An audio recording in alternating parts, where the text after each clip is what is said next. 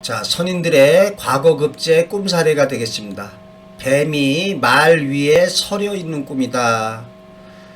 꿈의 시련은 뱀띠 생인 사람이 수석으로, 말띠 생인 사람이 차석으로 합격할 것을 예지해주고 있습니다. 이렇게 꿈에 12동물이 나타났을 때 그 동물의 띠에 해당하는 사람으로 실현되는 경우가 있습니다. 또 다른 재미난 사례를 하나 살펴보겠습니다. 여러 마리 뱀이 올라가다가 하나가 떨어진 꿈이다. 같이 과거 시험 준비하던 사람들 중에 한 사람은 시험에 떨어지는 일로 실현되고 있습니다. 여기에 대한 자세한 이야기는 제가 이미 올려놓은 동영상 뱀 구렁이 꿈에 관하여 살펴보시기 바랍니다. 자, 두 번째, 합격자 명단에 친구의 이름 아래 자신의 이름이 있던 꿈이다. 그래서 이 꿈을 꾸고 어디 가면은 친구한테 윗자리를 갖다가 양보했다는 거죠. 자, 세 번째, 말 위에서 문득 수양버들이 요요히 말머리에 휘늘어지는 꿈이다. 그래서 수양버들의 형상은 꼭 청개, 왕족이 타는 수레의 푸른 뚜껑과 같으니까 대과에 급제하는 일로 실현되고 있습니다. 두 마리의 봉이 그 꼬리가 불에 타면서 하늘로 올라가는 꿈이다. 우리가 봉황 그럴 적에 수컷 봉, 암컷 황 이렇습니다. 그래서 이런 꿈을 꿨는데 이름자에 봉자가 들어있는 민덕봉, 구봉영 이런 두 사람이 과거에 합격할 것을 예지해주고 있습니다. 자, 다섯 번째, 대나무 숲속에서 범이 뛰쳐나온 꿈이다. 호자는 긴 대나무 호자로 이 한자를 보면은 대나무 숲 여기 위에 대죽과 밑에는 호랑이 호자로 되어 있습니다. 그래서 이러한 대나무와 호랑이가 이름자에 들어있는 박호라는 사람이 장원에 뽑힐 것을 예지한 꿈이었다. 파자 해몽이 되겠습니다. 자, 이러한 과거급제를 예지한 파자 해몽의 꿈 사례를 살펴보겠습니다. 그래서 이러한 한자의 자익을 분합해서 살펴보는 것을 파자라고 하는데, 이런 해몽하는 데 있어서 한자를 갖다가 활용해서 해몽하는 걸 갖다가 파자 해몽이라고 하겠습니다. 제가 2011년 출간한 한자와 파자 책을 참고하시면 좋습니다. 첫 번째로 지붕 위에 하얀 신발이 얹혀 있는 꿈이다. 그래서 영조 때 김이소라는 사람이 과거를 보러 가다가 꾼 꿈이랍니다. 그래서 이 선비가 집 지붕 위에 하얀 신발이 이렇게 위에 얹혀져 있는데 많은 사람이 그것을 쳐다보고 있더라는 거죠. 그래서 용하다는 그 해몽가를 갖다가 찾아갑니다. 그랬더니 그 해몽가가 풀이하기를 합격할 것입니다. 어째서 그러냐? 원래 신발이 지붕 위에 있다는 것은 자고로 족반거상이다. 발이 반대로 위에 있다는 뜻으로 좋지 않은 징조입니다. 하지만 선비님은 그 정반대라는 거죠. 왜냐하면 선비님의 이름자가 이소다. 그래서 이자는 신발입니다. 예리성, 신발 끄는 소리. 소는 실소자가 되겠습니다. 그래서 우리가 소복 그러면은 하얀 그 옷을 갖다가 사람 죽었을 때 우리가 그 하얀 상복을 입지 않습니까? 그래서 이름을 같이 직역을 하게 되면은 신발인데 흰 신발이 되는 거죠.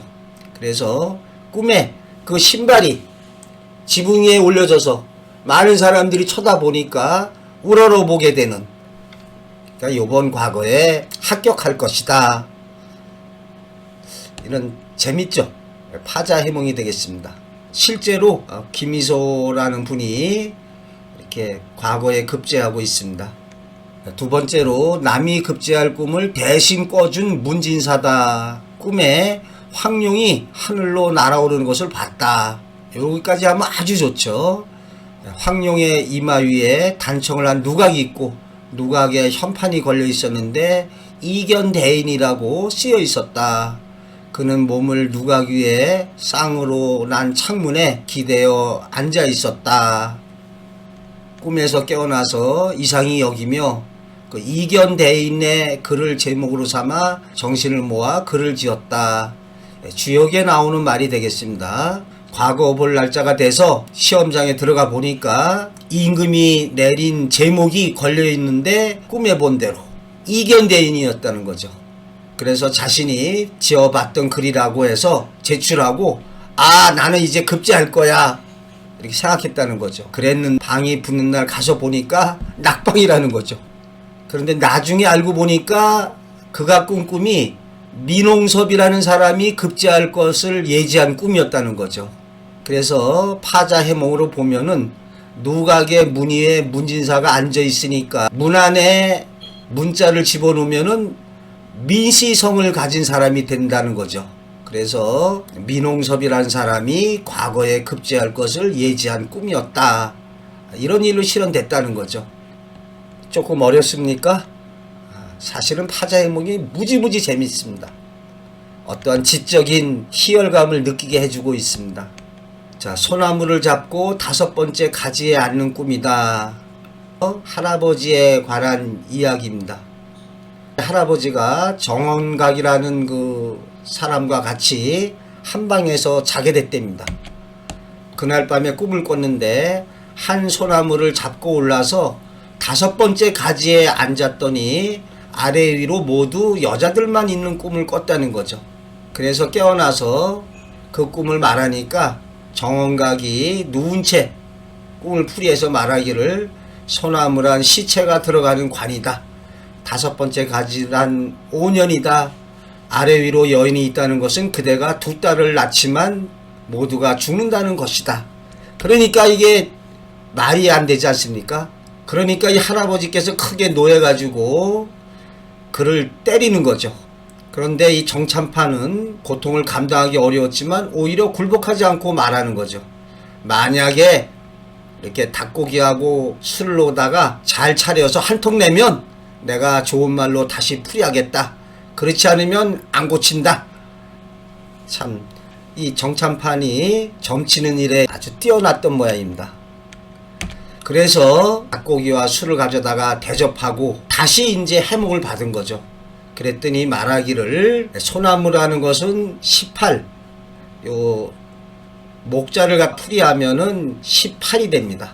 그 다음에 공자가 합쳐지니까 오늘 과거에서 18명을 뽑는다는 거죠. 그대가 5번째 가지에 앉았으니까 마땅히 5등을 할 것이다. 그리고 위아래에 여인이 있다고 했는데 안시성을 가진 사람이다. 이런 얘기죠. 그래서 임금 앞에서 보는 전시를 보러 들어갔는데 자신의 주장을 밝혀서 쓰는 책이라는 게 나온 거죠. 오늘날의 뭐 논술 비슷합니다. 그래서 마음속에 있던 글을 한 번에 휘둘러서 썼는데 그래서 급제했는데 전체 5등을 하게 됩니다. 그리고 18명이 같은 방에 붙었습니다. 그러니까 총 18명이 선발된 거죠. 그랬는데 신기하게도 안현이라는 사람이 1등을 했고 안장이라는 사람은 꼴찌로 붙었는데 정원각의 말과 같았다는 거죠. 여기 그 안자가 여기 여자가 보이죠? 뭐 파자로 여자는 집안에 있는 게 편안하다. 파자로 여자가 같은 글자가 무슨 자냐? 안자가 되겠습니다. 여자는 집안에 있을 때 제일 편안하다. 한자 속에 문화적 풍습이 담겨 있습니다. 그 후에 할아버지께서 딸 둘을 낳았는데 모두 일찍 죽었으며 할아버지 역시 일찍 돌아가셨으니까 괴이한 일이다. 어우야담에서 요약 발췌했습니다.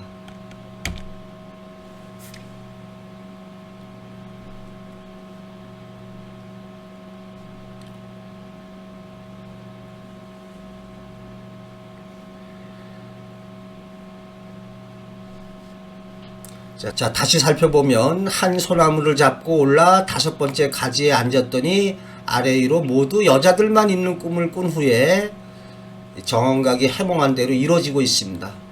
유사한 파자해몽의 중국의 사례로 배에서 복자가 되겠습니다.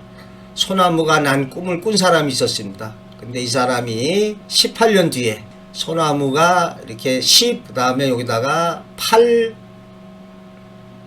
18년에 공, 이렇게 직위에 오르는 것으로 해몽하고 있습니다.